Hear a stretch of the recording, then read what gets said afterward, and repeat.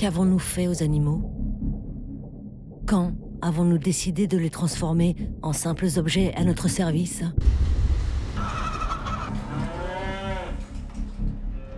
Nous croyons que notre planète est peuplée d'animaux en liberté, mais 80% d'entre eux passent leur vie enfermés dans des usines.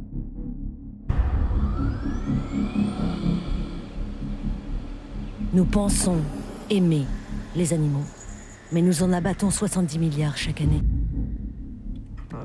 Nous ne voyons plus les animaux comme des individus, mais comme des ressources, de la matière première vouée à être transformée. Derrière les murs des élevages industriels, la souffrance des bêtes a dépassé tout ce qui est imaginable. Entassées, mutilées, sélectionnées génétiquement. Leur vie est rythmée par les violences, de la naissance à leur mort.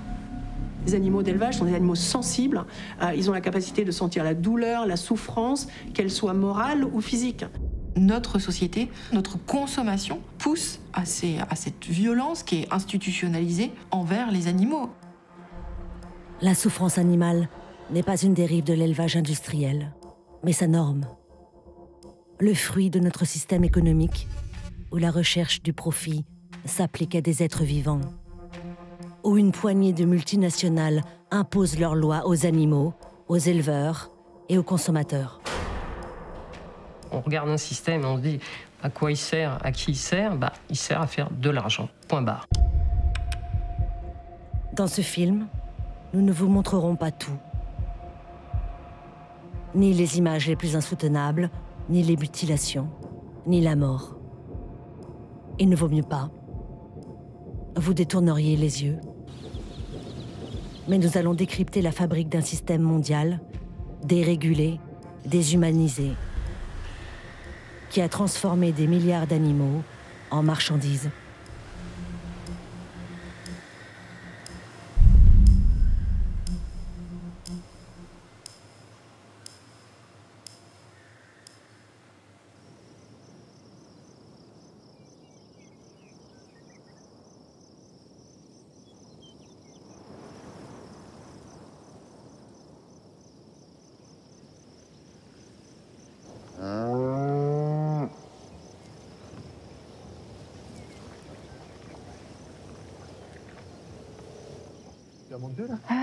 Je sais pas tout compter.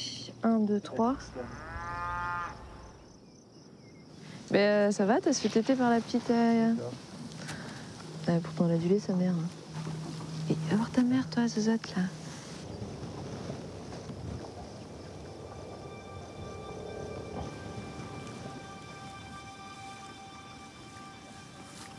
Stéphanie et Olivier Proutot sont éleveurs en Vendée. Leur cheptel est petit, 30 vaches de race maraîchine et une quinzaine de cochons.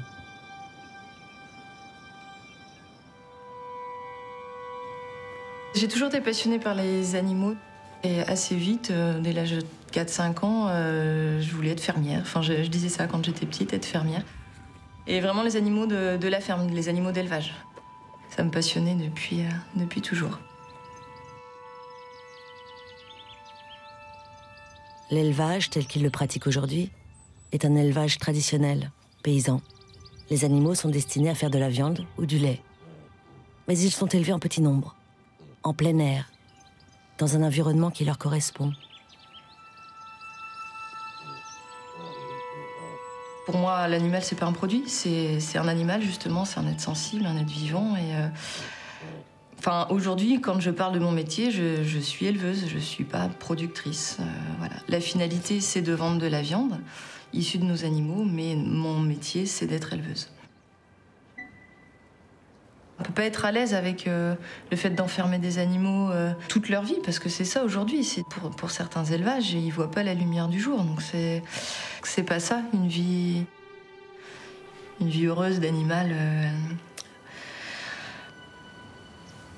Chaque animal est unique, chaque animal a son caractère, chaque animal s'exprime à sa manière. C'est des individus à part entière. C'est plus des lots de marchandises, quoi. Et ça change vraiment notre rapport à eux et à notre métier aussi, quoi. C'est vraiment la grosse différence avec ce qu'on faisait avant. Ouais. Avant, Stéphanie et Olivier ont connu une autre vie. Celle du système industriel et de ses violences. Pendant des années, ils ont élevé au quotidien des centaines de porcs en bâtiments fermés.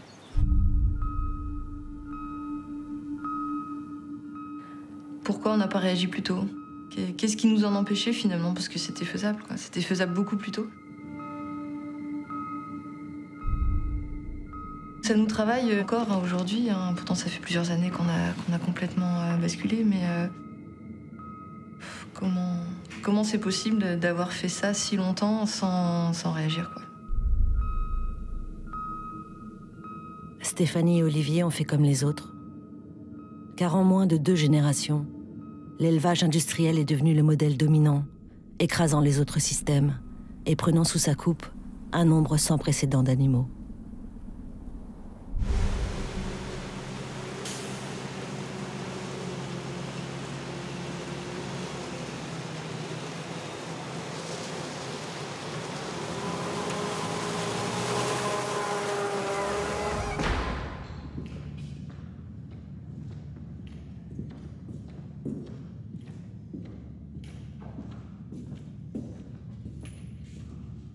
Voici la réalité de ces fermes industrielles qui se sont imposées partout dans le monde.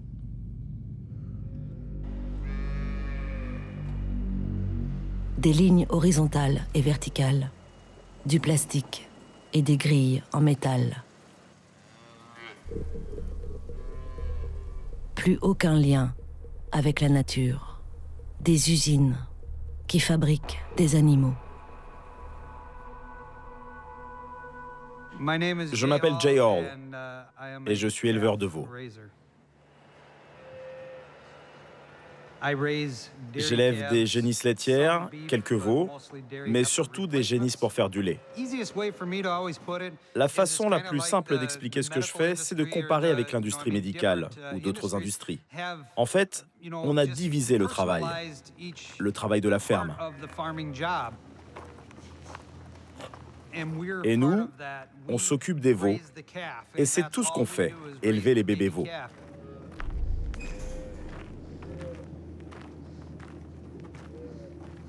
La productivité est ici le seul objectif. Il faut élever le plus d'animaux possible, pour un coût minimal. De ce point de vue, le système fonctionne à merveille.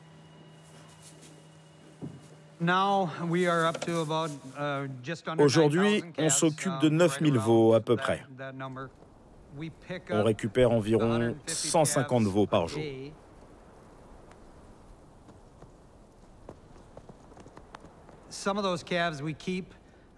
On garde certains de ces veaux jusqu'à ce qu'ils aient 5 mois.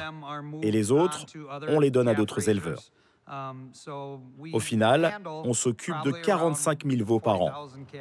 C'est ça notre business.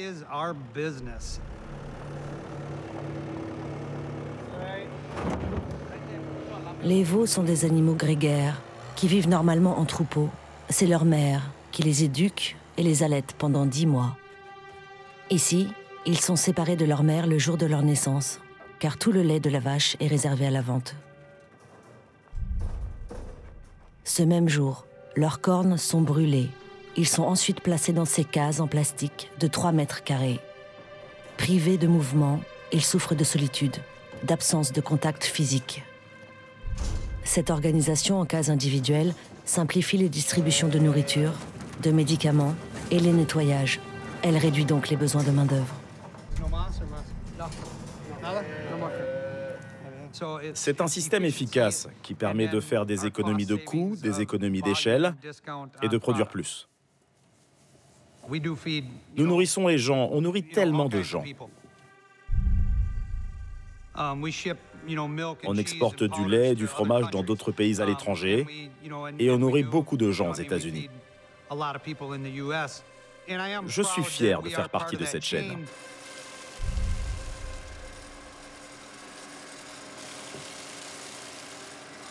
À l'âge de 6 mois, les veaux mâles sont envoyés à l'abattoir. Les femelles, elles, deviendront des laitières à leur tour. Est-ce que vous pensez que les veaux sont sensibles, qu'ils ont des émotions, des sentiments? Je ne sais pas vraiment. Les veaux n'aiment pas les changements. Ils aiment faire les mêmes choses, toujours les mêmes. Mais des émotions, je ne sais pas. Je n'ai pas de réponse à cette question.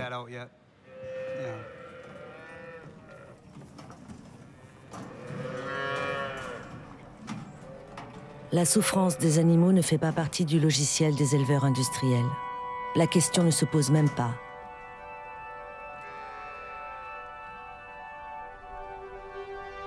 Or, l'élevage tel que le pratique Jay Hall concerne plus de 80% des animaux que nous consommons. Les fermes-usines comme la sienne sont partout. Nouvel horizon de nos paysages.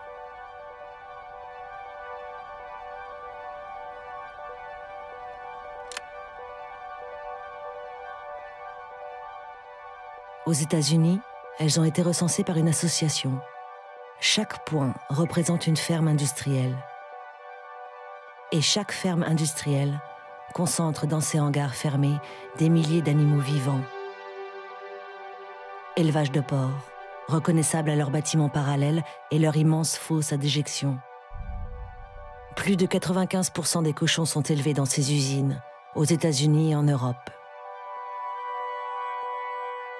Élevage bovin, des centres d'engraissement, sans un brin d'herbe, ni de pâturage, où les vaches sont nourries au maïs et au soja. Élevage de volailles, où sont enfermés des millions de poulets qui ne verront jamais la lumière du jour.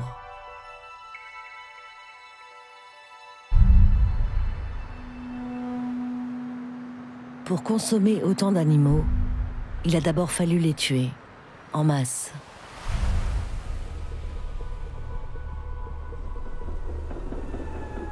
C'est à la fin du 19e siècle que le grand carnage commence, à Chicago. C'est là que la mise à mort des animaux devient industrielle, que les abattoirs se transforment en usines. Chicago, c'était la Silicon Valley du 19e siècle. C'est l'endroit où toutes les innovations ont vu le jour. Les gratte-ciels qui sont probablement nés ici, l'usage massif des chemins de fer, de la réfrigération, du conditionnement de la viande. Chicago est devenu un centre industriel parce que c'était un croisement de tous les chemins de fer. Presque tout le bétail du 19e siècle arrive aux abattoirs de Chicago par les chemins de fer.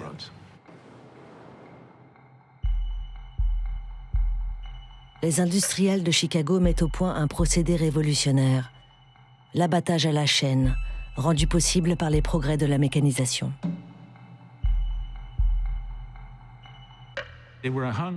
On pend le bétail sur un rail qui passe au-dessus des têtes.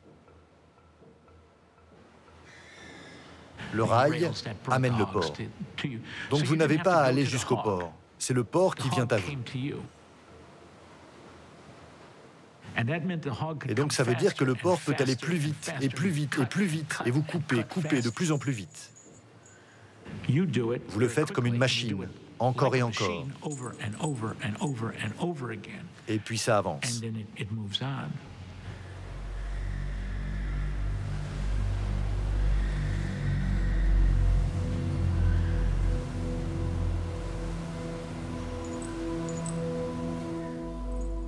Dans les années 1890, si vous étiez un boucher qualifié avec un assistant, il fallait de 8 à 10 heures pour abattre un bœuf et le couper en morceaux.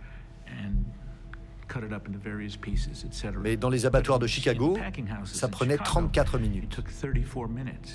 Donc c'était un changement massif.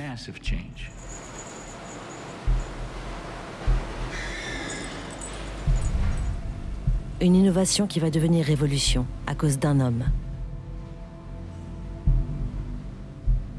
En 1906, l'ingénieur Henry Ford passe par Chicago et visite les abattoirs industriels. Quand Henry Ford a découvert tout le processus, il a réfléchi. C'était une chaîne de découpage. Les porcs étaient découpés en morceaux. Il s'est dit, est-ce qu'on pourrait faire l'inverse? On ne peut pas recomposer un porc, mais est-ce qu'on pourrait assembler une voiture de cette manière? Quelques années plus tard, les usines Ford adoptent le travail à la chaîne.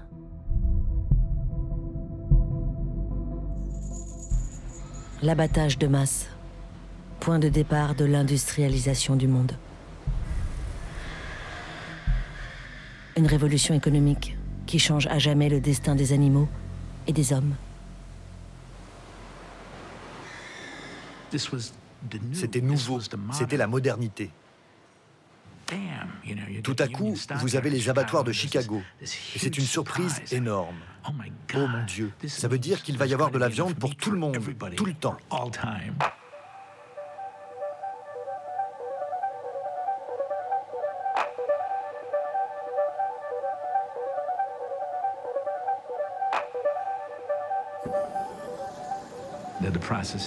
Et le processus est devenu d'une certaine manière déshumanisant. Cela change complètement la relation entre les humains et les animaux. Et tout ça commence à Chicago.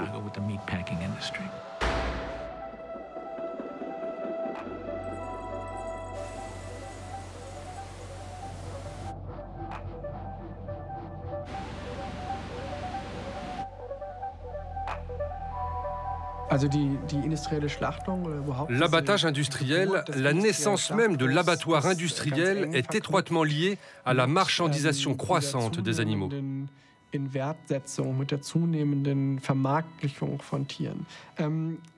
Lorsque nous transformons une masse anonyme d'animaux en viande au sein des abattoirs industriels, nous ne les voyons plus comme des individus, comme des animaux particuliers, ni comme des êtres vivants dotés de capacités qui ne sont pas si différentes de celles des chats et des chiens, des animaux avec lesquels nous avons des relations étroites.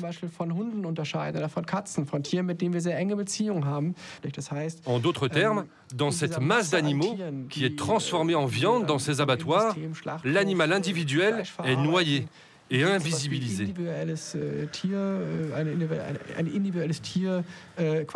À travers ce système, nous nous dissocions de ces animaux. Nous les avons métamorphosés d'êtres vivants en marchandises. Des marchandises, des objets inertes, insensibles.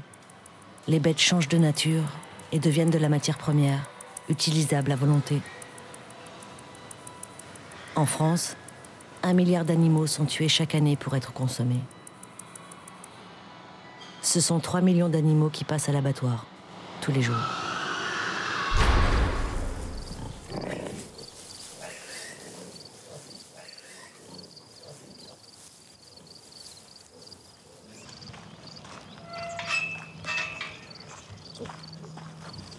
La méthode de mise à mort bouleverse également les conditions d'élevage. Rares sont ceux qui acceptent de parler des pratiques quotidiennes du système industriel.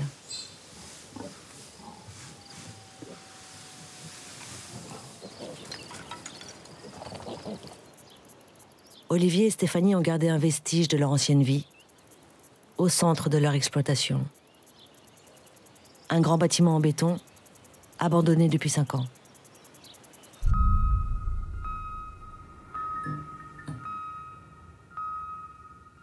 C'est là qu'ils élevaient des centaines de porcs.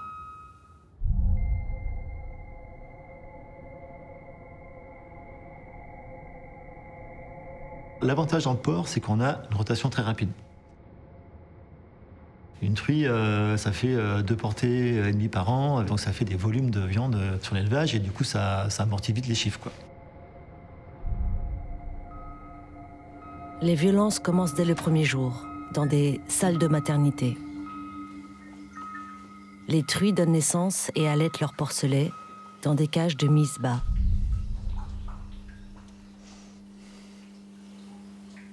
On peut pas dire qu'un animal soit bien sur du béton et de la ferraille. Les porcelets, ils se cachent dans la paille. Et là, ils ont rien pour se cacher, en fait. Et donc, les truies étaient dans ces cages ici, là. Donc on les bloquait ici. Alors il y avait plusieurs largeurs selon la grosseur de la truie. Et puis la truie était là pendant 21 jours et on lui donnait à manger ici. De la farine et après on mettait un peu d'eau.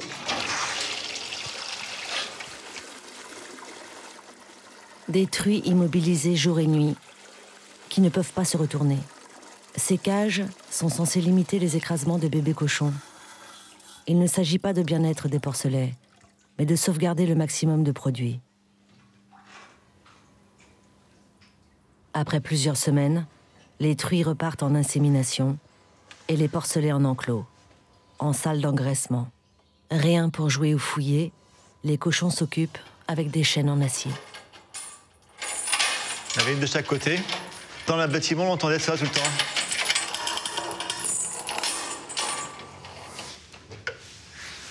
Alors là, il y a encore la fenêtre est ouverte, mais normalement, c'était... Je vais vous faire voir, il y avait juste cette lumière là, c'est plus de lumière en fait. Et là, dans la salle, en fait, ça faisait ça. Voilà, comme ça.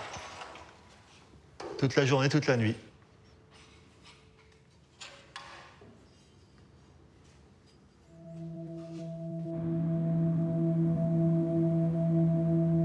Une salle classique d'engraissement, donc c'est 6 cases de 26 cochons qui sont dans le noir en permanence, sauf quand nous on allume la lumière pour voir si tout va bien. Personne n'est mort, bon c'est bon, on éteint la lumière et à demain. On a des lots de 300-400 cochons, donc il faut faire les mêmes opérations sur chaque animal. Donc c'est du travail à la chaîne. On a des machines, des chariots, des clac, clac, clac. Ces opérations sont en fait des mutilations pratiquées dans 95% des élevages de porcs. Car lorsqu'ils sont entassés, stressés, les cochons s'agressent et se mordent. Alors à la naissance, on leur meule les dents et on leur coupe la queue.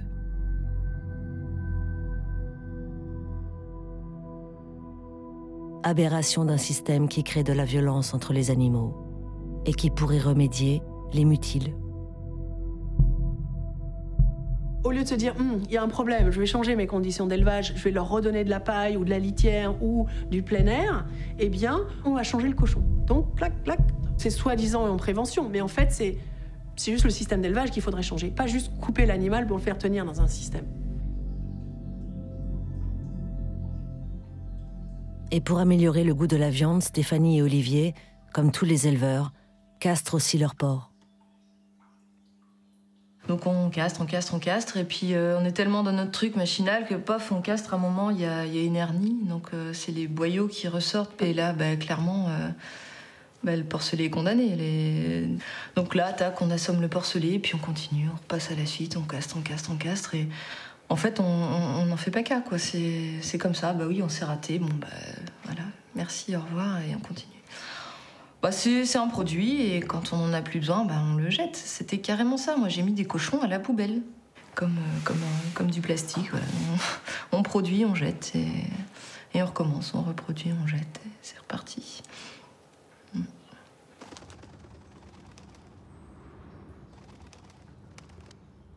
Avec du recul, je me dis, mais comment j'ai pu faire des trucs comme ça, quoi, en fait. Sur le coup, on est dedans, donc on se ressent pas comme ça, mais après, ouais, quand on y repense, on se dit, ça va pas, quoi. Ça marque, en fait. C'est obligé. Ça laisse des traces. Tu vois, avec là, ça me monte un peu, quoi.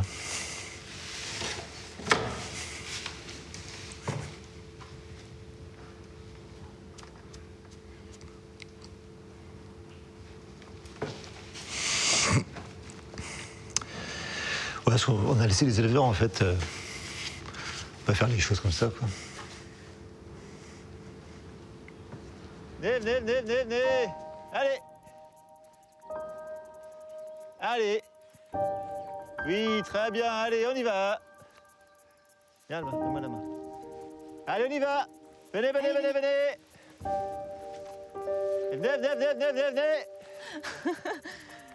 Allez, Rita, viens, ma belle, viens.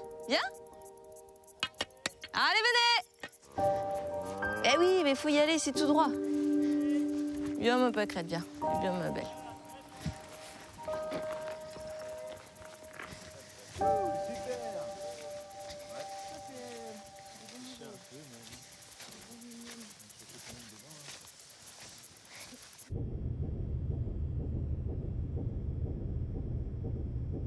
Et nous, consommateurs, avons-nous décidé d'ignorer ce carnage?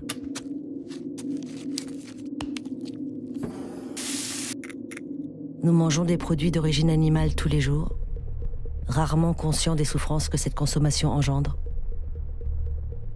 Car nous possédons des moyens de défense, des mécanismes de déni que notre cerveau met en place et dont l'industrie de la viande profite largement. En tant qu'individu, en tant que consommateur, qu'est-ce que fait vos familles, qu'est-ce que font vos amis, quel est votre ressenti? Imaginez quand on est dans une étude... Romain Espinosa est chercheur en économie expérimentale. Spécialiste de la condition animale, il décrypte le paradoxe de la viande devant les étudiants d'une école de commerce de Dijon. On va commencer par deux petites questions.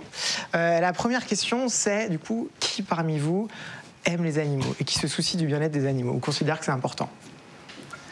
Ok, donc très grande partie. Et maintenant, je vais vous demander qui mange de la viande une à plusieurs fois par semaine au moins. Ok, donc quasiment tout le monde. Merci. Donc en fait, ça, c'est ce que certains chercheurs ont appelé le paradoxe de la viande. Pourquoi est-ce qu'on se soucie des animaux et d'un autre côté, pourquoi on en mange autant? D'un côté, vous mangez du cochon et de l'autre côté, vous prenez soin de votre chien. Et en fait, votre chien, il est aussi intelligent et aussi sensible qu'un cochon. Et donc, pourquoi il y a cette différence entre les deux? Donc, vous avez peut-être vu aussi... Ce paradoxe s'appuie sur des habitudes ancrées en chacun de nous. Pour des raisons psychologiques ou sociales, consommer de la viande nous semble à tous une évidence. Pour vous, dans votre consommation habituelle, qu'est-ce qui fait que vous mangez régulièrement de la viande? Parce qu'au niveau du goût, c'est bon. Ouais, ok. Simplement. Surtout par habitude que j'en mange, parce que j'en mangeais beaucoup avec mes parents. Ouais. Bah en fait, je pense que c'est goût et habitude, en fait. Goût et habitude, ok. Mais j'ai aussi plusieurs amis véganes qui doivent prendre des vitamines ou ce genre de choses, et que moi, juste à manger de la viande, je suis en bonne santé, et je préfère manger de la viande plutôt que de prendre des vitamines. Vous imaginez, vous, Noël sans viande? Non, mais pas que Noël. Inviter des gens à n'importe quel repas, c'est pas imaginable sans viande. Le repas, il est très marqué d'un point de vue des traditions et des habitudes. Entrée, plat, des idées simples, répétées en boucle depuis notre naissance, et fausses pour certaines. Alors, pour continuer à manger des animaux sans changer nos croyances et sans culpabiliser, nous allons adopter une autre stratégie. Nier leur souffrance. Donc je ne sais pas si vous avez déjà entendu parler du terme de dissonance cognitive. Je ne sais pas si ça parle à certains d'entre vous. C'est qu'on n'aime pas en fait faire quelque chose et en même temps se dire que c'est mal. Donc on essaie de se dire bon, c'est pas si mal que ça, par exemple. Okay, c'est dès qu'il y a de l'information sur le sujet, je fais tout pour ne pas la regarder. Donc je ne clique pas sur les vidéos, je change de chaîne à la télé s'il y a un nouveau reportage, etc. Nous ne sommes pas les seuls responsables de ce mécanisme de déni. Car l'industrie de la viande cache les animaux d'élevage dans des fermes-usines, à l'abri des regards. C'est assez stable, en fait, d'une promo à l'autre. Si on n'a pas de vidéo... Comme on disait, on n'a pas accès aux animaux d'élevage. Donc on est totalement coupé en termes d'empathie émotionnelle. Donc quand vous voyez un chien, etc., vous avez tout de suite un chien maltraité, vous allez avoir une empathie très forte parce que vous le voyez, etc. Et finalement, toute la souffrance animale dont on a parlé dans les élevages intensifs, c'est quelque chose qu'on ne voit pas. D'un côté, l'industrie de la viande invisibilise la souffrance des animaux au quotidien. De l'autre, elle nous récite une fable, une belle histoire, avec son outil le plus efficace, la publicité. Je ne sais pas si vous avez déjà entendu le concept de suicide food. C'est les animaux représentés dans les pubs qui sont heureux de participer à la consommation, quoi. Le suicide food, l'animal qui se sacrifie volontairement, heureux.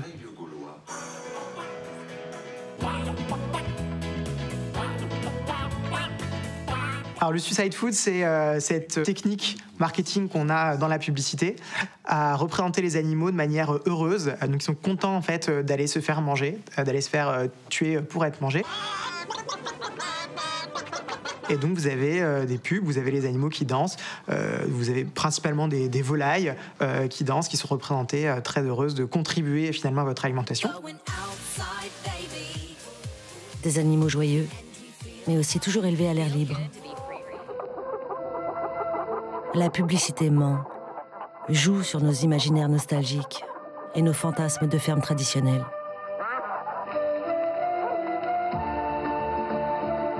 Ça crée du consentement de la part de l'animal. Donc là aussi, ça diminue la charge mentale pour le consommateur qui se dit les animaux sont bien traités, ils sont heureux et en même temps, moi ça me plaît. Donc finalement, tout le monde est gagnant.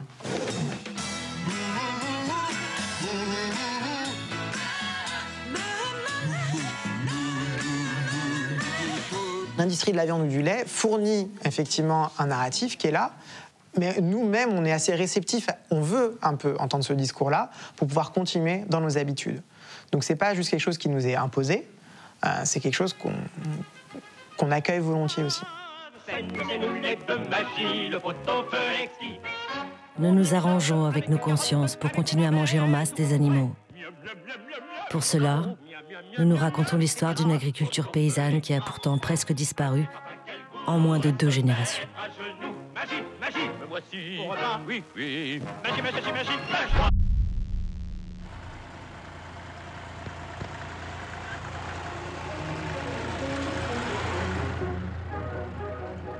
Nous sommes après la Seconde Guerre mondiale.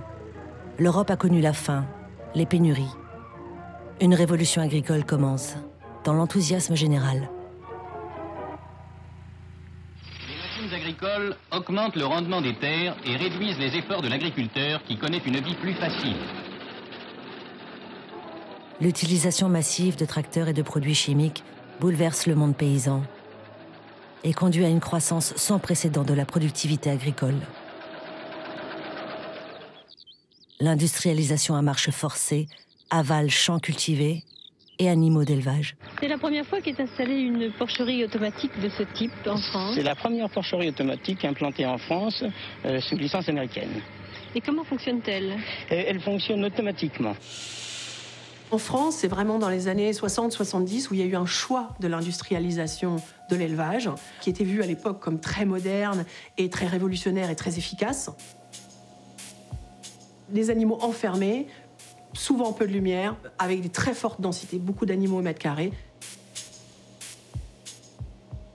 Il y a vraiment eu un choix d'encourager ça, puisqu'on ne prenait pas en compte les coûts sur l'environnement, les coûts sur la santé, les coûts sur les animaux.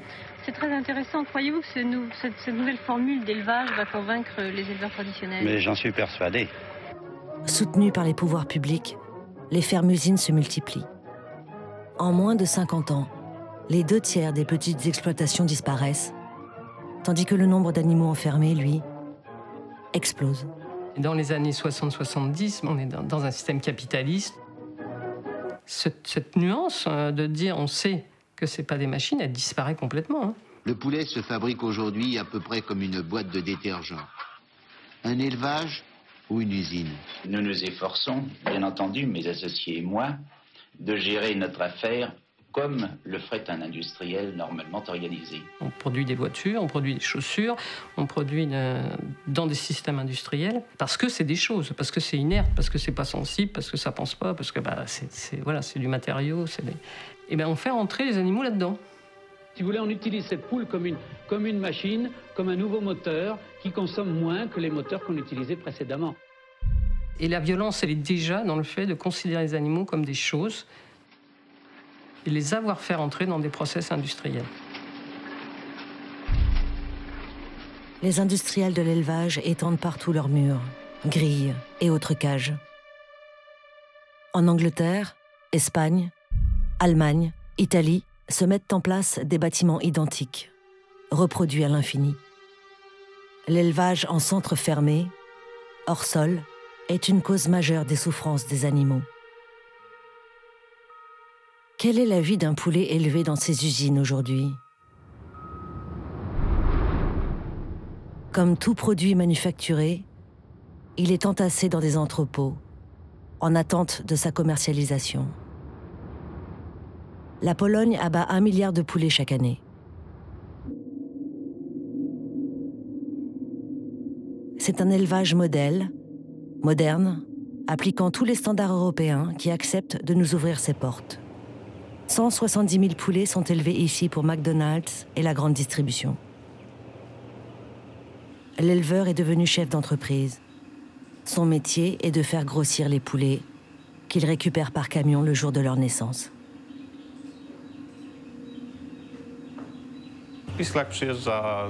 Les poussins viennent des couveuses, puis ils arrivent sur notre site. Dans ce hangar, ils sont 58 000. Ils sont élevés durant 42 jours, soit 6 semaines. Et après avoir atteint le poids idéal, au bout de ces 42 jours, ils sont transportés vers les abattoirs. Ensuite, le site est nettoyé, désinfecté, un nouveau paillage est mis, le hangar est de nouveau chauffé et de nouveaux poussins arrivent.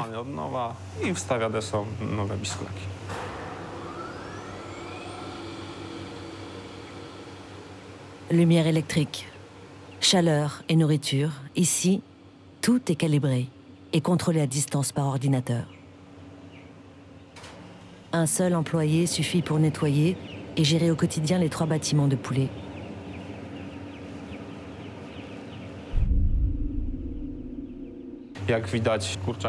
Nos poulets, comme vous le voyez, sont en très bonne santé. Les poulets que l'on fournit à l'abattoir sont de très bonne qualité. Nous n'avons pas de problème avec la qualité, ce qui indique bien que les poulets ne souffrent pas. La qualité de la viande comme unique curseur. Ces poussins qu'on accepte de nous montrer ont 7 jours. Ils pèsent environ 150 grammes. Une image trompeuse, car nous n'aurons jamais l'autorisation de les filmer à 42 jours, quand les poulets auront grandi et atteint leur poids d'abattage, 2 kilos chacun. Ils seront alors, selon la norme européenne, 22 poulets par mètre carré.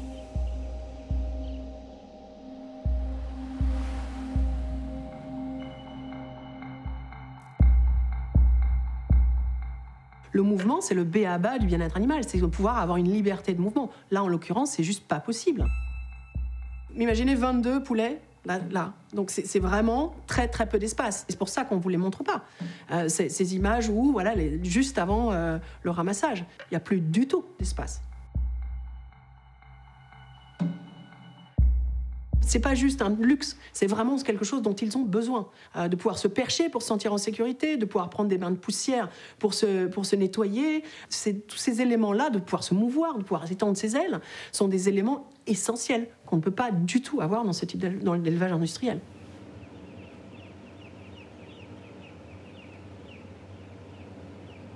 L'animal, il est en rupture avec son propre monde. Ça n'a pas de sens. Il est là, il ne sait pas pourquoi. Il ne sait pas ce qu'il fait là. Les humains n'ont aucun lien avec eux, son existence n'a aucun sens. Et donc, il attend. Voilà, les animaux, ils attendent.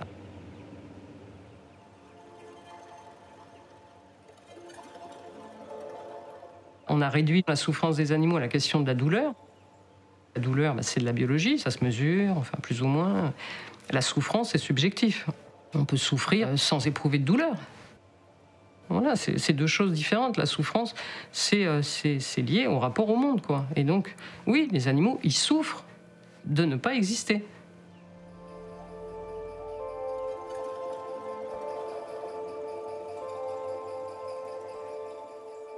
Les volailles ne quitteront ce bâtiment qu'une seule fois dans leur vie. Le jour de leur mort, quand elles seront emmenées à l'abattoir. Des fermes-usines pour des éleveurs qui se croient patrons. En réalité, ils ont peu à peu perdu la main au profit d'une poignée de multinationales.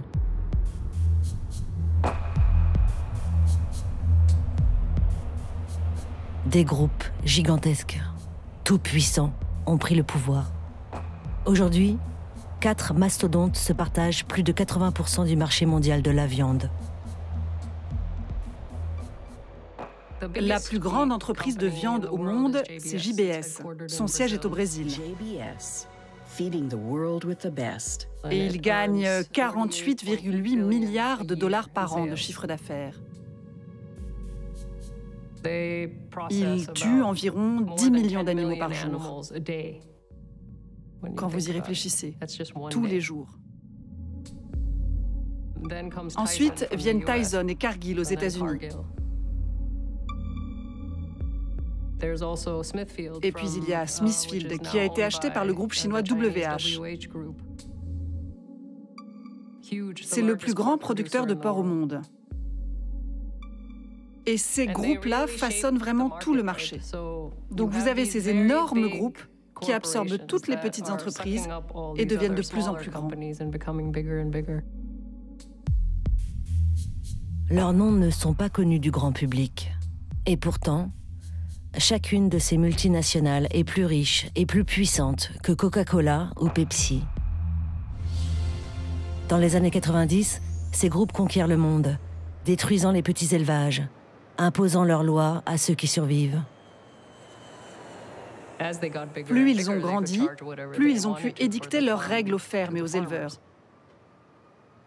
Dans la majorité des endroits, les fermiers ont dû soit grandir, soit disparaître. Et c'est ce qui est arrivé. Ces multinationales ont pris le pouvoir sur les éleveurs par une méthode très simple. Elles sont propriétaires du bétail, mais pas seulement. Elles possèdent aussi les aliments pour nourrir les animaux, les médicaments et même les abattoirs. Tout ce dont les éleveurs ont besoin en système industriel.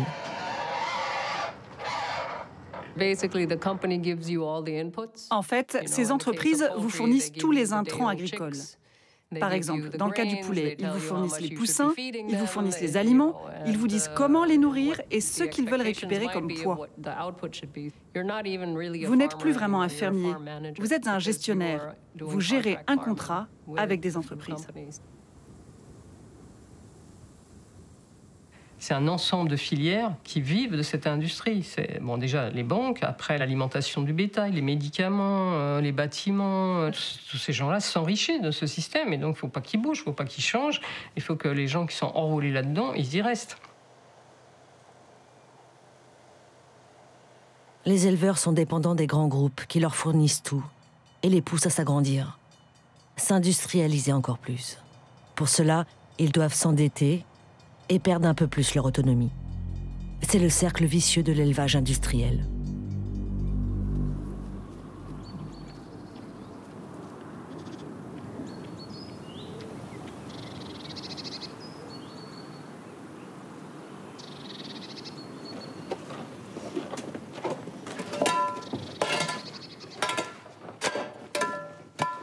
Stéphanie et Olivier se sont retrouvés, comme tant d'autres, pris au piège de ce système.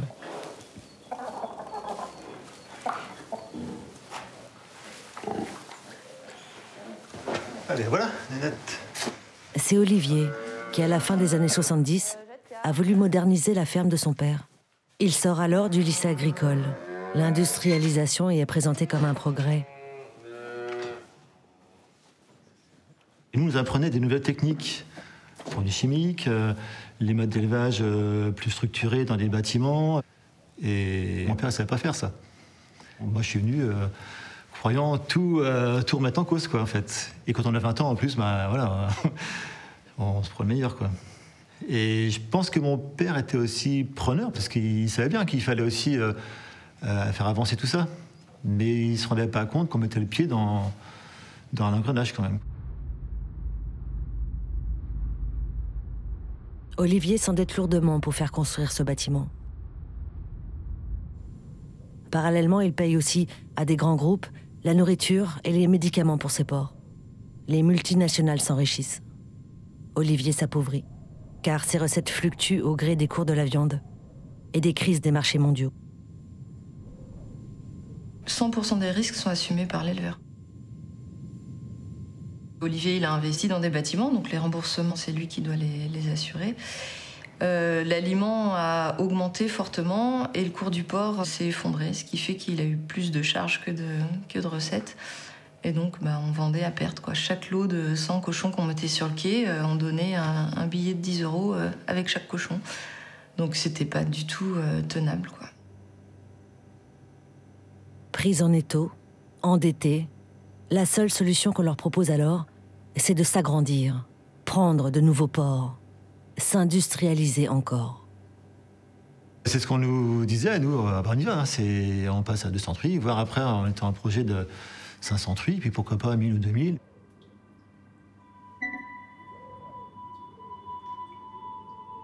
Dès qu'on commence à être endetté, en fait, on est vraiment pris et on est enchaîné. Hein. Enfin, l'image est peut-être un peu forte, mais c'était vraiment ça, quoi.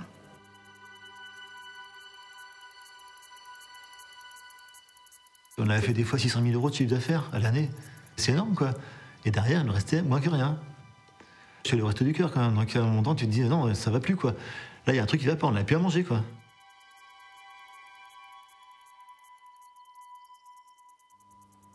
Mais les animaux, ils s'en fichent, ça. Quand une truie a bloqué dans le couloir, ben voilà, des fois, ça... Toute cette pression économique et de se dire, ben non, t'as pas le temps de rester là dans le couloir, toi, il faut que tu rentres dans ta cage parce que moi, je perds de l'argent, en fait. Et ben des fois, c'est vrai qu'on tapait dessus. Hein, et voilà, une fois, je me suis mis, j'avais qu'un truc dans la main, la truie ne voulait pas avancer. Et ben, j'ai refait un tournevis dans la... Je voulais pas faire ça, mais j'étais tellement dans un état d'excitation, d'énervement. Et c'est pas normal, quoi. C'est pas normal d'en arriver là. Tu la retourneras, la tienne? Hein? Tu la retourneras? D'accord. En 2010, un événement va leur permettre de dissiper le brouillard qui les tient prisonniers. Stéphanie est enceinte de leur premier enfant. Ouais, c'est pas mal. C'était vraiment le gros déclic pour moi, en tout cas. De créer une famille, d'avoir un enfant ensemble.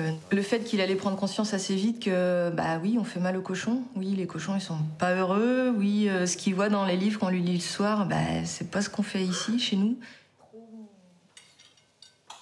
Est-ce qu'on a envie de transmettre ça à nos enfants et est-ce que c'est ce modèle-là qu'on peut partager et transmettre?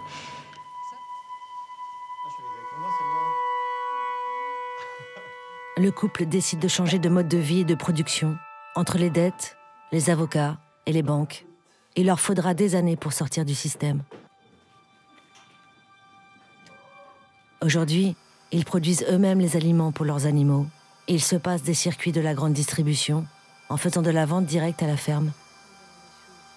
Ils sont autonomes, gagnent mieux leur vie et sont en accord avec eux-mêmes. Mais leur parcours est rare, car le plus souvent, ce sont les multinationales qui gagnent.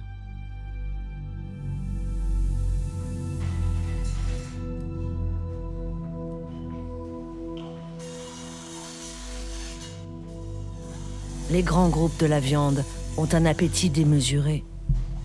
À la recherche de nouveaux marchés, ils imposent leur modèle partout, au monde entier.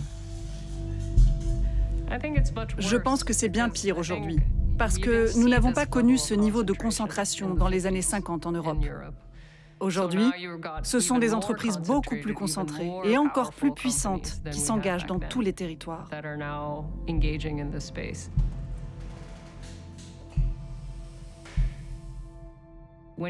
Ils visent les pays sous-développés. C'est l'objectif de la plupart des entreprises de viande et de bétail. Où sont les marchés potentiels à l'étranger? Comment on arrive le premier là-bas? C'est un problème, parce qu'après, ils détruisent tous les systèmes locaux.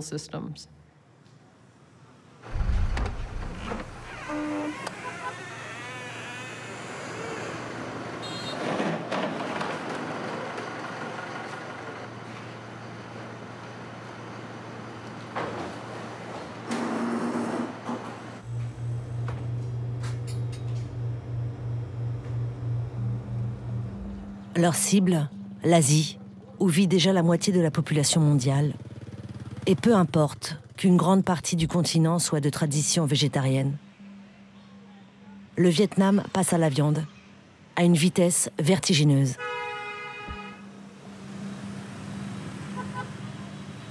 La consommation de produits animaux y a triplé ces 20 dernières années. La population, plus urbaine, plus riche, se soumet avec entrain à ce nouveau modèle alimentaire et ce qui va avec.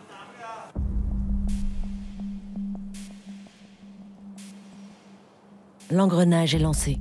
Dans les campagnes, des villes-usines gigantesques surgissent, bâties en quelques mois, livrées clé en main par les multinationales. De nouvelles porcheries industrielles, immenses comme en Europe et aux États-Unis. Mais encore plus barricadées, inaccessibles.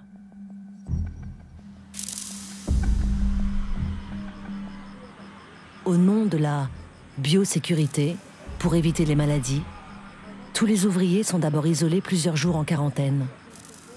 Ils doivent ensuite vivre sur place, sans sortir, pendant 2 mois.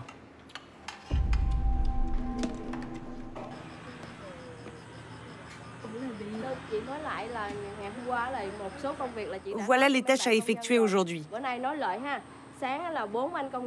Vous, le groupe de 4, vous vous occupez des premiers rangs, de 1 à 4. C'est bien compris?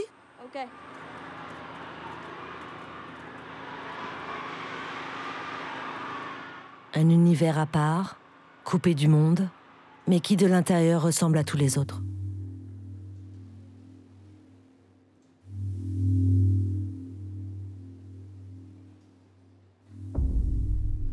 Comme partout ailleurs, des milliers de truies privées de leur environnement naturel vivent comme des machines dans le béton et l'acier.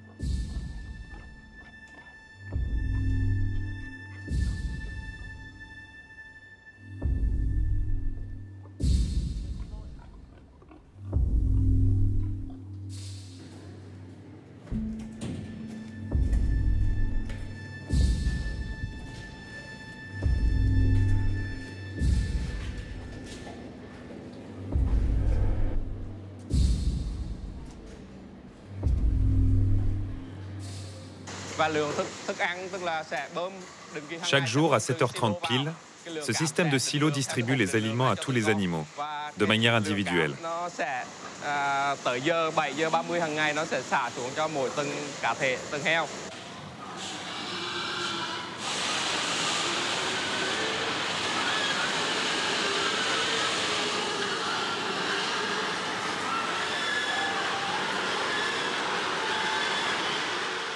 Pendant leur repas, les ouvriers surveillent les rangs pour identifier les porcs qui ne mangent pas. S'ils ne mangent pas, c'est un problème. Dans ce cas, nous stimulons le cochon pour qu'il se lève et qu'il mange aussi.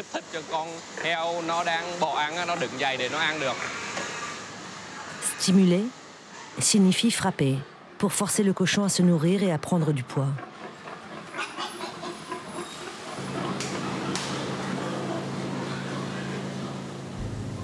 Ici aussi, l'animal est devenu une machine à produire. C'est encore le même schéma qui se joue, avec les mêmes équipements, les mêmes technologies.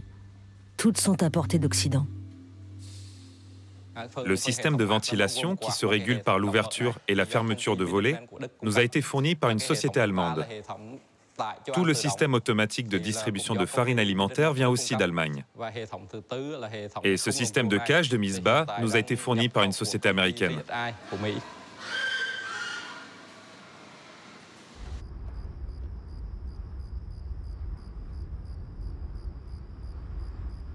La ville-usine ne s'arrête jamais.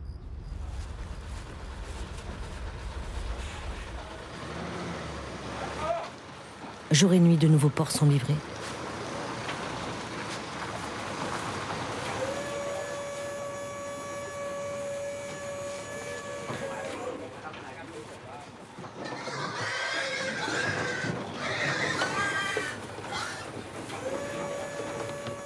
L'expansion de l'élevage industriel ne fait que commencer.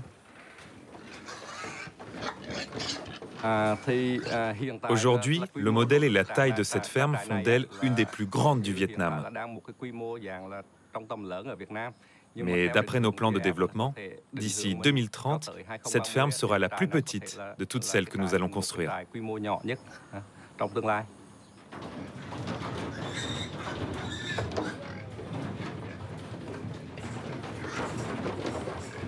Ce scénario se joue partout en Asie, et notamment en Chine. Là-bas, l'industrialisation de l'élevage n'a plus aucune limite.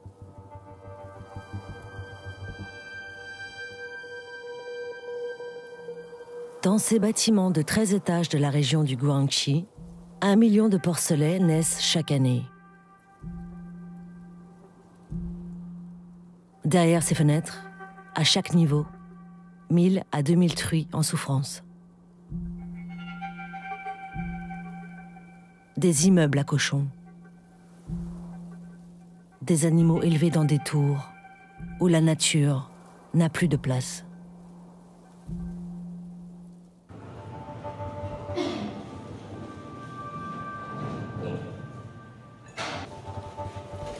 Où l'on transfère des porcs d'un étage à l'autre en ascenseur un anti-monde. Le hors-sol, poussé à son paroxysme, symbole d'un élevage industriel qui a perdu la raison.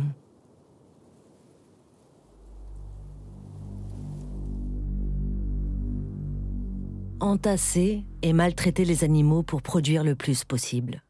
La logique industrielle peut aller encore plus loin, avec la sélection génétique. Aujourd'hui, la plupart des animaux d'élevage ont été modifiés au point que leur propre corps leur cause une douleur constante.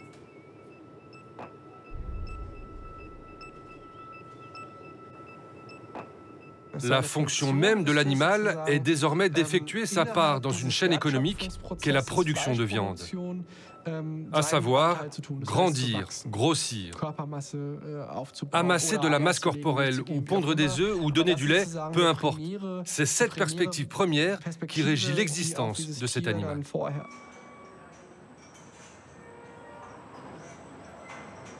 En Californie, Steve Maddox possède 4000 vaches, qui se ressemblent toutes. Ce sont des Holstein, la race de vaches laitières la plus répandue au monde. Une race qui a été sélectionnée génétiquement pour ses mamelles volumineuses, adaptées à la traite mécanique. La position allongée favorise la production de lait. Steve contrôle tous les mouvements de ses vaches grâce à l'intelligence artificielle. Mon grand-père disait que la plus grande révolution dans l'industrie laitière, ce seraient les ordinateurs. L'informatique permet d'avoir un gardien de vaches dans le ciel et il surveille les vaches 24 heures sur 24. Il a installé dans ses étables un système de caméras à qui rien n'échappe. Il y a 6 caméras et une juste au-dessus de vous. Celle-là prend une image par minute. Et je peux vous montrer ici une vidéo accélérée de 24 heures. Chaque minute, les activités des vaches sont classifiées dans les tables. En rouge, les vaches allongées. En vert, celles qui mangent. En bleu et jaune, celles qui restent debout dans les allées. Du temps inutile pour la production laitière.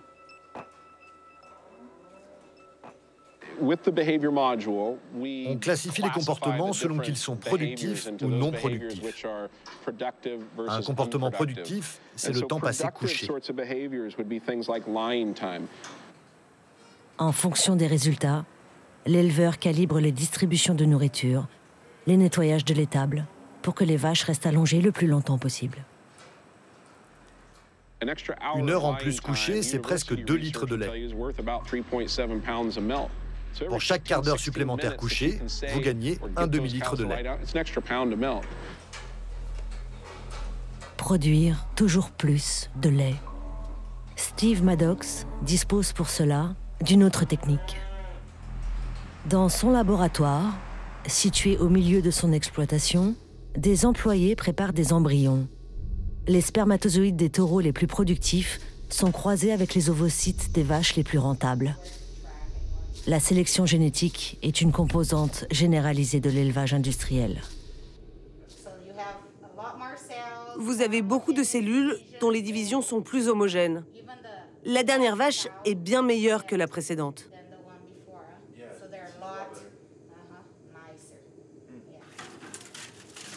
Steve Maddox utilise ces embryons pour alimenter son propre cheptel et en vend aussi à d'autres fermes, sur catalogue.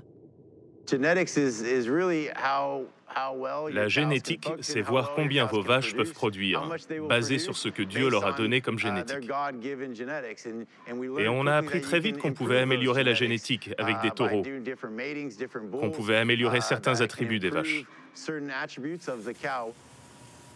C'est devenu une obsession, une passion, de perfectionner et de créer la vache laitière idéale.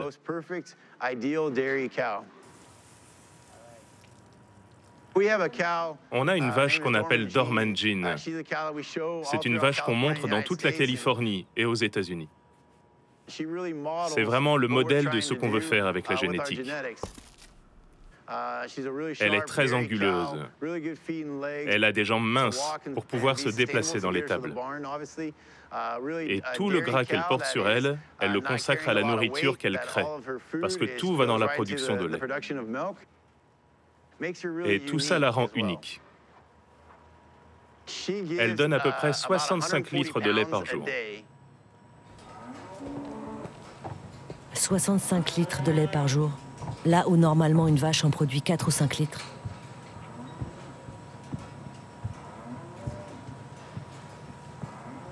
Dorman Jean est maigre et ses mamelles sont difformes. Elle boite. Elle ne se reproduira pas sans assistance.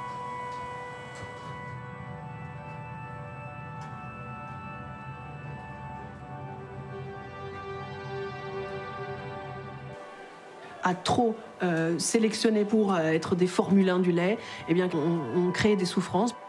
Leur corps s'épuise. C'est des boiteries, c'est des infections des mamelles qui sont répétitives. À terme, aussi, très souvent, des problèmes d'infertilité. Donc souvent après 2 veaux, l'insémination fonctionne mal et donc elles sont réformées de ce fait. Réformées, c'est-à-dire abattues. Elles sont souvent abattues à 5 ans, alors qu'elles pourraient vivre 20 ans. Avec la sélection génétique, les vaches laitières sont programmées pour souffrir. L'homme a tout pouvoir sur les animaux. On voit bien que ce n'est pas seulement notre relation aux animaux qui tend à les chosifier toujours plus qui a changé. Ce sont les animaux eux-mêmes qui ont changé. La marchandisation est désormais inscrite dans leur propre corps. Ils sont devenus des animaux design, conçus pour s'adapter de façon optimale à leur valorisation économique.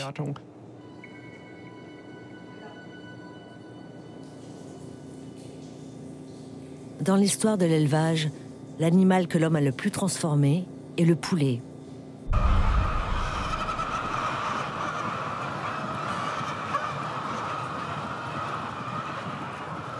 En quelques décennies seulement, des races de volailles ont été créées qui n'ont plus rien à voir avec leurs ancêtres.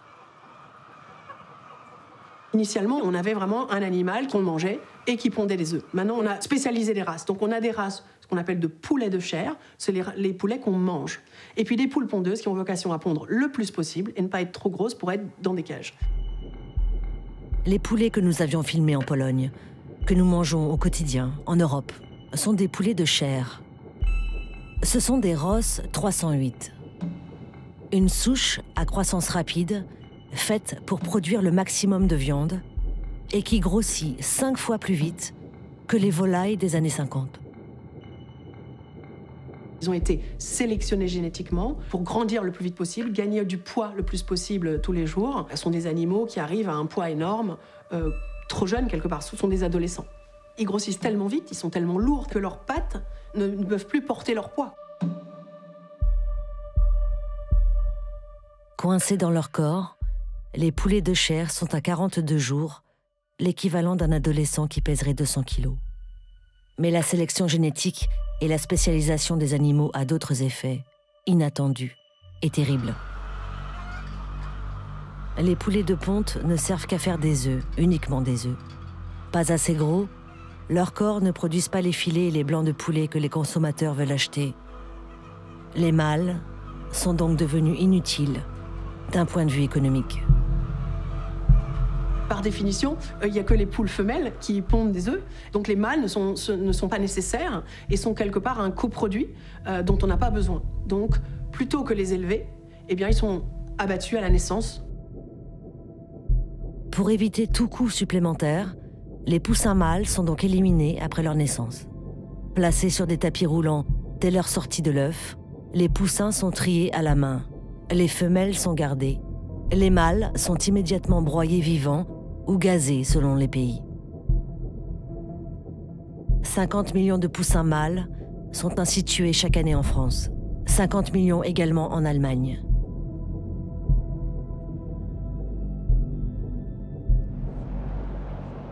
La productivité a fait d'eux des objets défectueux dès le jour de leur naissance et donc jetables.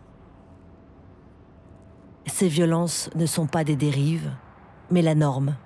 le fruit d'un système économique dans lequel la science, le business et les États marchent main dans la main depuis des décennies. Après tout, il y a des millénaires que la nature s'occupait à la fois d'élevage et de culture, disons. Pourquoi ce besoin d'introduire la recherche scientifique? Elle apporte la possibilité de produire à plus bas coût, de produire plus quelquefois, mais surtout à plus bas coût. Un mouton pour commencer, un mouton qui est, je crois, en prison, non?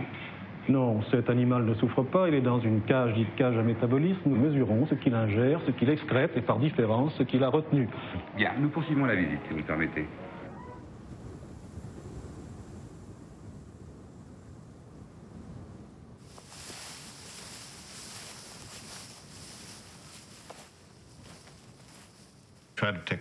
J'essaye de faire une marche tous les jours près de la rivière. C'est un endroit apaisant, naturel et joli. Ça me fait du bien d'être ici.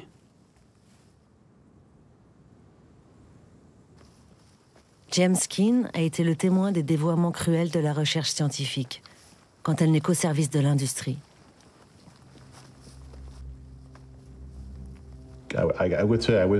J'ai vécu dans un environnement de travail très toxique pendant tellement d'années. Il fallait que j'en sorte. Il y a quelques années, James Keen était encore un vétérinaire reconnu, travaillant au Centre américain de recherche sur la viande, dans le Nebraska. J'ai commencé à travailler dans le Centre de recherche sur la viande animale en 1988. Je travaillais comme vétérinaire. C'est le plus grand centre de recherche sur le bétail au monde.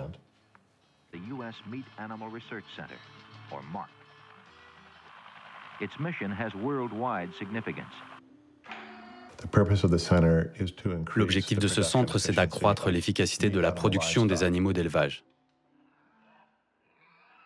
Ça peut être de produire le maximum de petits. C'est un axe de recherche très courant.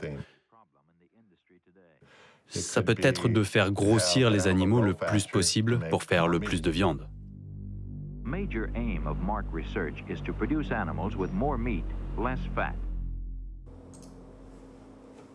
Par exemple, il y a le projet muscle. Cette mutation génétique a été découverte en Europe. Ensuite, au centre, ils ont travaillé sur cette mutation, parce qu'ainsi ils produisaient 2 fois plus de viande. 6 à 8 scientifiques ont travaillé là-dessus pendant des décennies. C'est des millions de dollars dépensés là-dedans.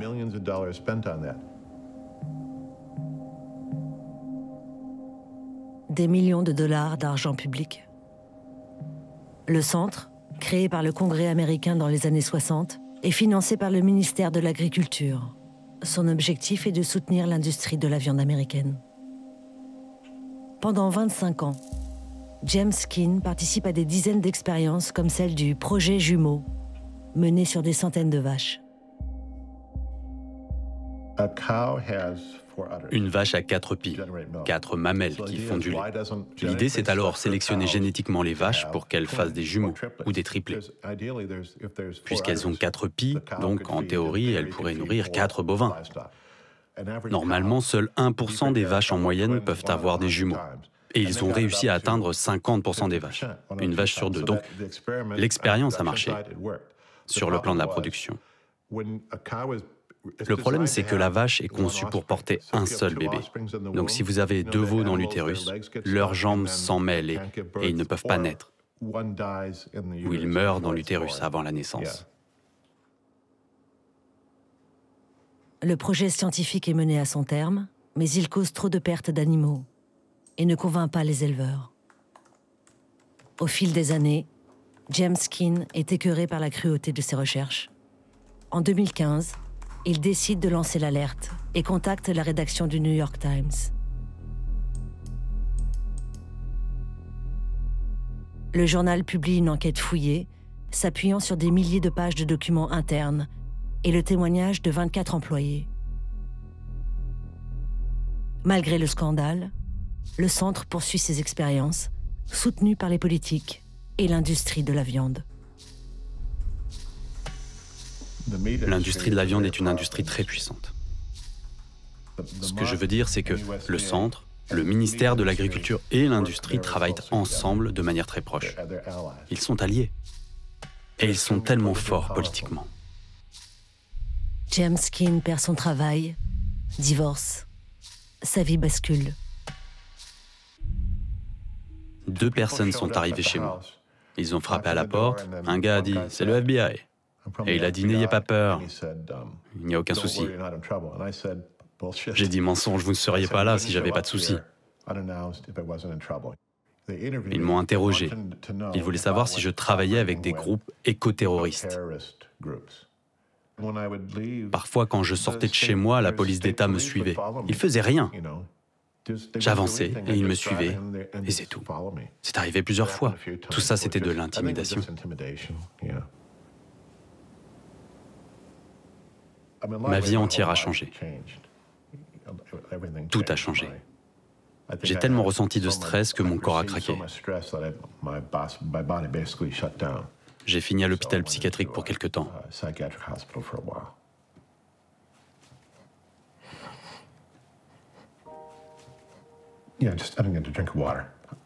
Je vais boire un verre d'eau. Ça va aller.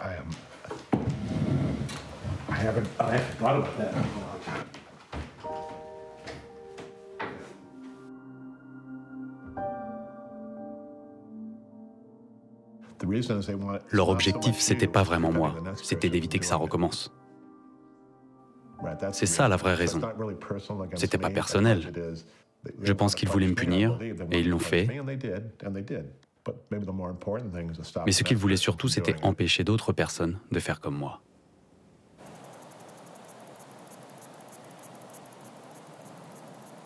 Faire taire les dénonciateurs, faire régner la loi du silence. Dans certains États, l'industrie de la viande a réussi à mettre la loi à son service. C'est le cas dans l'Iowa, le premier producteur de porc aux États-Unis.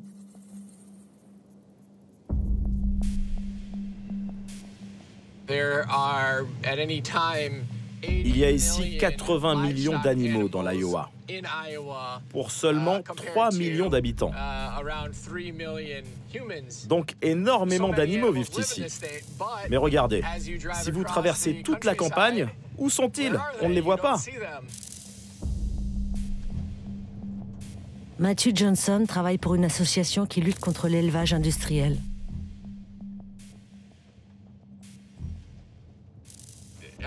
Où que vous regardiez, c'est de la monoculture. Ils font pousser du soja, du maïs, et toutes ces cultures que vous voyez, elles sont destinées à nourrir les animaux. C'est une grande source de fierté ici en Iowa. Ils disent qu'ils nourrissent l'Amérique et qu'ils nourrissent le monde. Ce qui techniquement est vrai, mais ils le font juste de la manière la plus destructrice, inefficace et cruelle possible.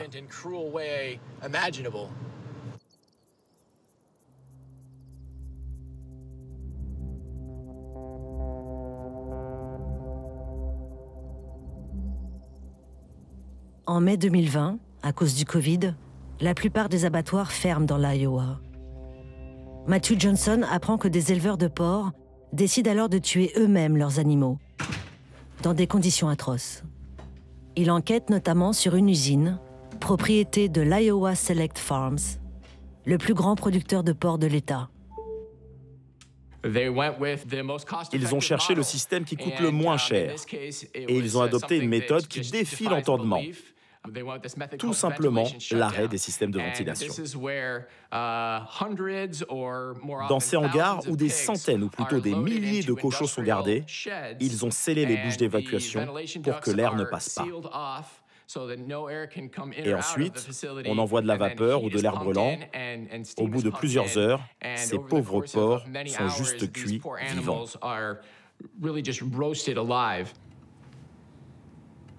De la destruction de stocks invendus avec les moyens du bord. Matthew Johnson et son association décident alors de montrer ce qui se passe réellement dans ces élevages. Ils installent des caméras sur le site et constatent l'agonie lente et douloureuse des cochons. La température augmente au fur et à mesure. Ils se sentent mal pendant environ 8 heures. Ensuite, ça devient terrible, avec des cris qui ne s'arrêtent pas. Ça a duré plus de 2 heures.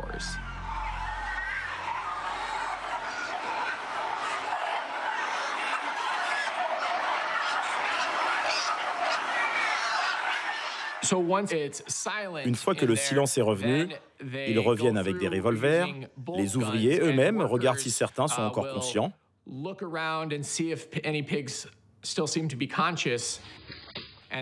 Et là, ils donnent le coup de grâce.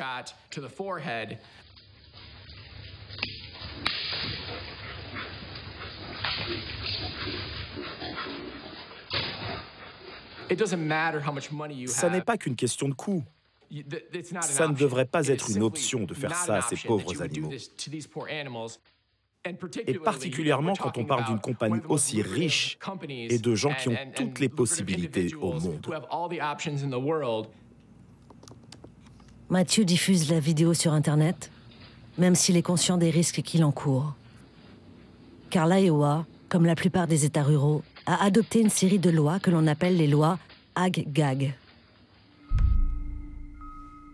Elles ciblent directement les militants de la cause animale en criminalisant toute forme d'intrusion dans les fermes. Le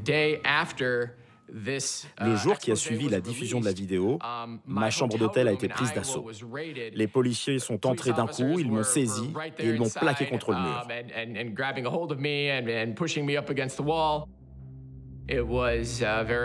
C'était très effrayant. Parce que j'avais déclaré la guerre à une des plus puissantes forces politiques de l'Iowa et une des plus puissantes industries du pays.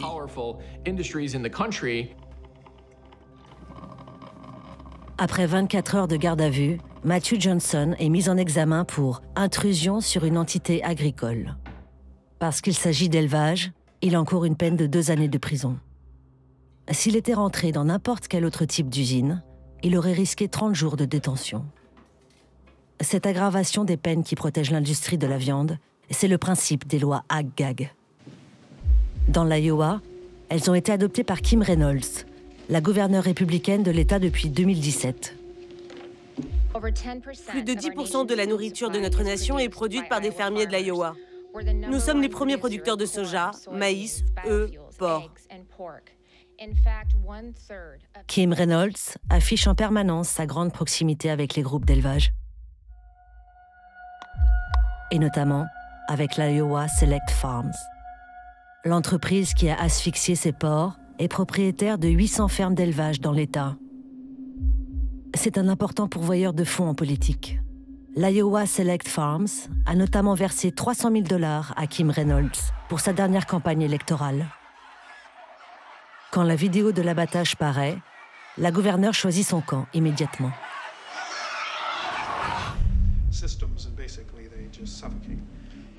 En conférence de presse, elle envoie son secrétaire d'État à l'agriculture défendre l'entreprise de porc.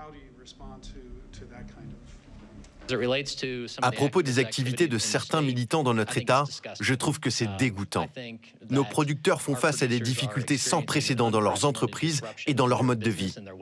Et vous avez ces gens qui ont leur propre plan et qui frappent nos fermiers quand ils sont à terre. L'État protège et soutient clairement l'industrie de l'élevage. Un soutien qui se traduit quelques jours plus tard par une nouvelle loi Ag-Gag, votée au Parlement de l'Iowa.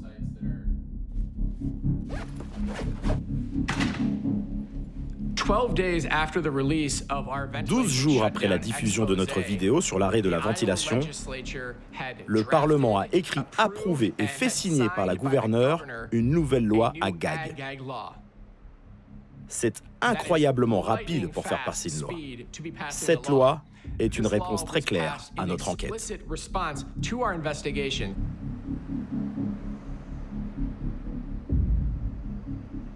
Cette nouvelle loi Ag-Gag interdit cette fois spécifiquement le placement de caméras dans les usines d'élevage sous peine de prison. L'industrie va continuer à tout faire pour nous faire taire. Et je vais tout faire de mon côté pour leur rendre l'appareil et que ce soit eux qui commettent des erreurs.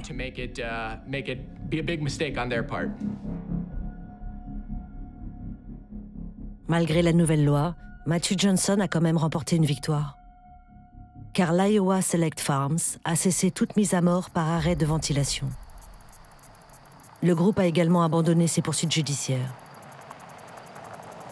Dans un monde qui ne tient que par le secret, une simple image peut tout changer.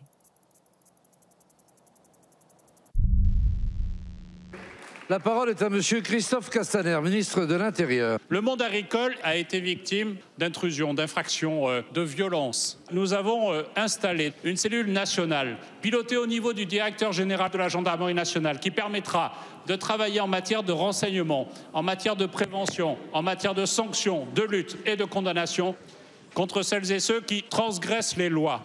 Et cela n'est pas respectable. En Europe aussi, des lois existent pour protéger l'élevage. En France, c'est la cellule Déméter, mise en place par le ministère de l'Intérieur, qui veut empêcher les intrusions dans le monde agricole. Ici aussi, industriels et politiques s'allient pour effacer le réel.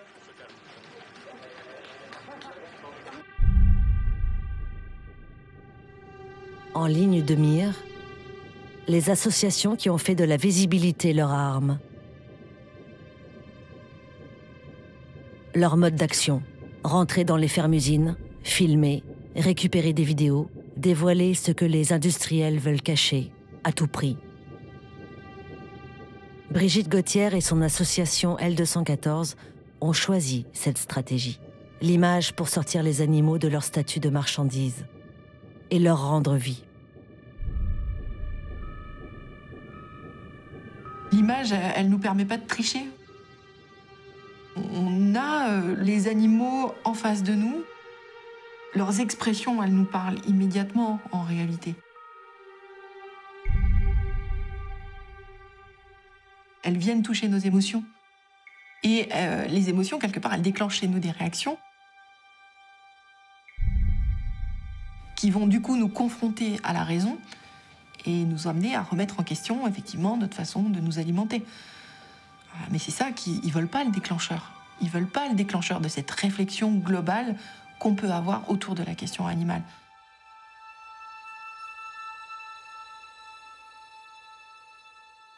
La question aujourd'hui de l'élevage intensif, c'est une guerre d'image. On sait que d'un côté, il y a de la publicité, que c'est enjolivé, etc. Et de l'autre côté, il y a les images brutes, qui sont vraiment brutes. On voit ce qui se passe dans les élevages et finalement, c'est assez incontestable, contrairement à la publicité. Et en fait, ce qui choque le consommateur, c'est que de telles pratiques puissent exister. Et finalement, le juge, c'est vous. Vous décidez, en regardant ces images, si effectivement c'est acceptable ou non. Et très souvent, on considère que ça ne l'est pas. En 2014, c'est l'association L214 qui révèle la pratique du broyage de poussins mâles. Elle obtient pour la première fois des images d'un couvoir ordinaire, en Bretagne. On a du coup les images du tri, de ces tapis roulants. On a les images de je verse dans la broyeuse. Et puis on a la sortie du tuyau, là où justement ils ont été complètement déchiquetés. On se dit, cette pratique qui est complètement méconnue du grand public, on va pouvoir faire avancer quelque chose avec ces images, c'est sûr. Autant vous prévenir tout de suite, les images qui vont suivre sont pour le moins répugnantes et même révoltantes. Elles mettent en lumière les méthodes de certains élevages industriels. Il faut interdire en France le broyage des poussins. 36 parlementaires. C'est un peu le scénario presque idéal qui se déroule, c'est-à-dire que avec les images, on amène dans le débat public une question cruciale sur la condition animale. On réussit à obtenir une mobilisation citoyenne qui invite les politiques à se saisir de la question et on a une décision politique qui dit effectivement, cette pratique-là, on va l'interdire. Les images de L214 débouchent en France sur une loi interdisant le broyage des poussins en 2022. La prise de conscience a commencé.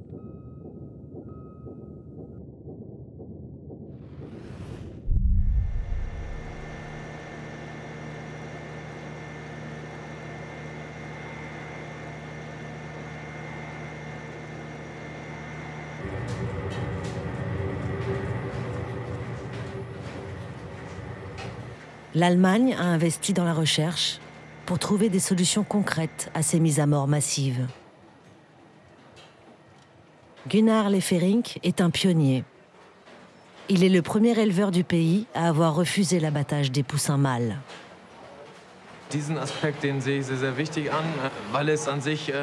C'est quelque chose d'important pour moi, car je trouve qu'il n'est pas éthique, qu'il n'est pas dans l'ordre naturel des choses, de tuer un être vivant dès son premier jour. Et moi, je voulais éviter cela. Alors j'ai cherché tout ce qui existait comme innovation.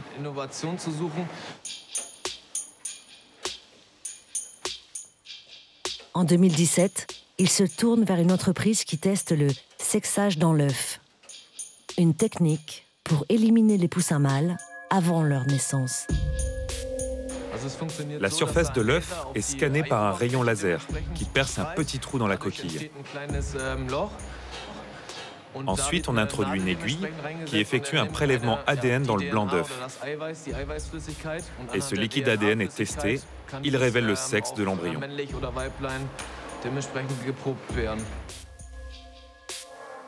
Ce sont donc les œufs qui seront détruits en amont, pas les poussins. Gunnar Läfferink décide d'utiliser cette nouvelle technologie. Sur sa marchandise, un label indique aux consommateurs qu'aucun poussin mâle n'a été tué dans sa filière.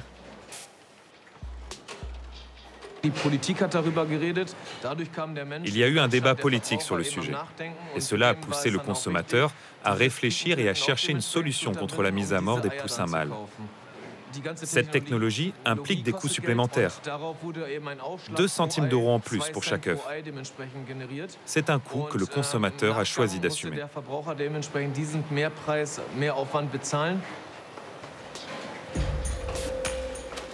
Le sexage dans l'œuf se généralise aujourd'hui dans toute l'Allemagne, épargnant l'abattage de millions de poussins mâles. Un début de solution, mais qui s'attaque aux symptômes et non aux causes du mal industriel. Il ne modifie en rien les fondements du système.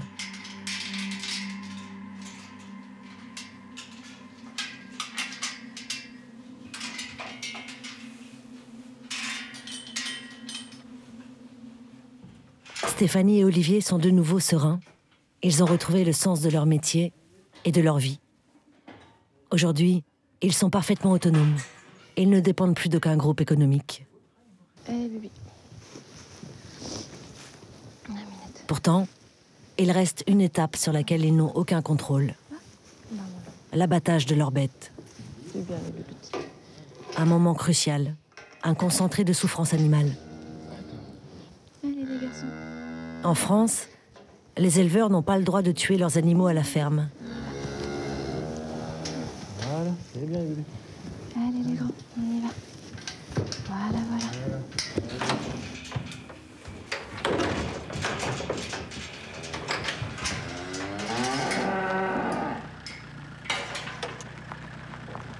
Régulièrement, Stéphanie doit emmener ses veaux à l'abattoir.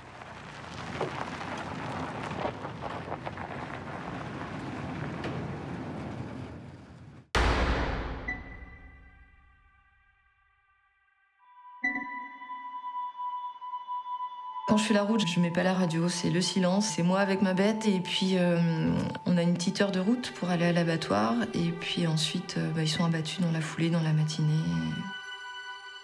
C'est éprouvant. C'est compliqué à gérer, ouais.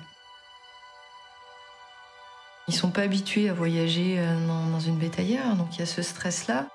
Il y a le stress d'arriver à l'abattoir avec tous les animaux qui sont déjà présents, qui sont en attente d'abattage. Il y a des meuglements de vaches en panique, quoi, qui savent pas où elles sont rendues, donc elles expriment leur stress.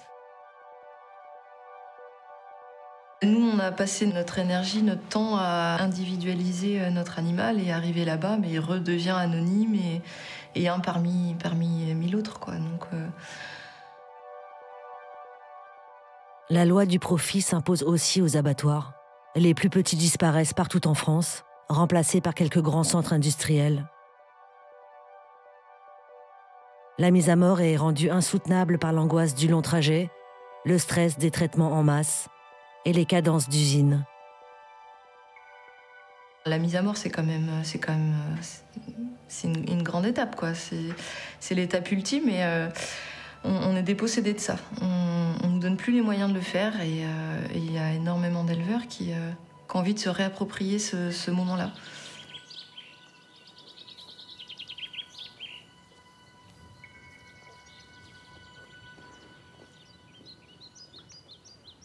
Se réapproprier la mort des animaux pour qu'ils souffrent moins. Reprendre le pouvoir face aux industriels. C'est l'heure de la révolte pour Stéphanie. Avec Guylain Pajot et d'autres éleveurs, elle a créé une association pour pouvoir abattre leurs animaux à la ferme, sur leur lieu de vie. Ce jour-là, ils expliquent leur projet à des gens du coin qui sont aussi des consommateurs avertis. Parfois, c'était de me dire j'en ai pas pris parce que j'en ai pas consommé, je ne savais pas d'où elle venait. Et c'est légitime quelque part. C'est super légitime.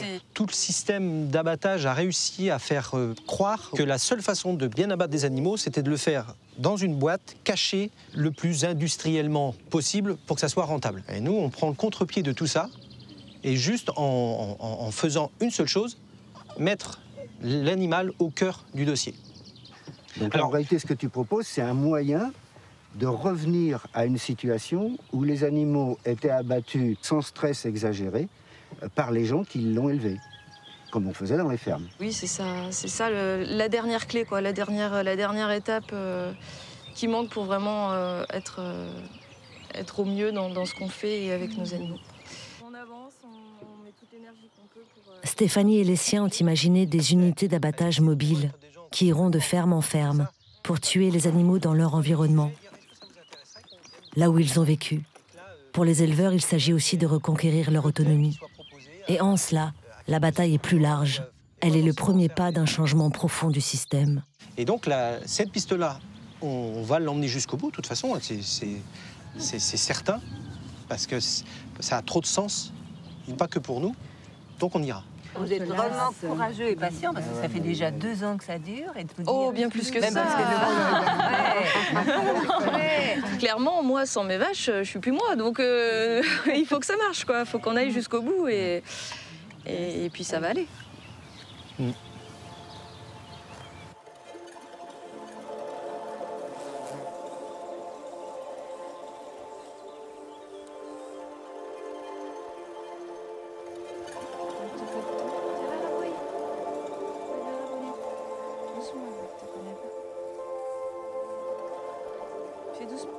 Stéphanie et Olivier ont trouvé leur voie.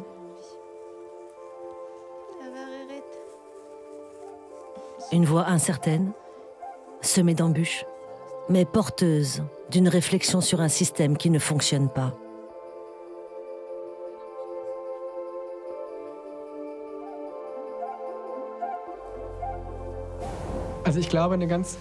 Je crois que le premier pas que nous devons faire, c'est comprendre que notre relation avec les animaux n'est pas une chose évidente. Ce n'est pas une nécessité biologique ou naturelle qui s'impose à nous. C'est une relation choisie par notre société. Donc si nous avons choisi cette relation, nous pouvons aussi la changer. Aujourd'hui, nous sommes à la croisée des chemins. On voit bien que la relation homme-animal ne peut pas continuer comme ça.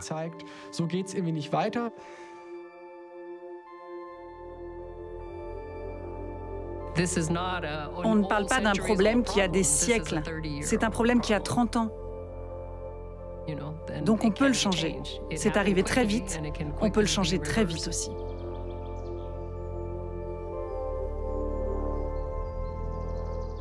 Changer, c'est d'abord accepter de se confronter à la réalité. Non, les vaches, les cochons, les poulets ne sont pas des produits, des unités industrielles. Ce sont des êtres vivants qui souffrent pour qu'on les mange.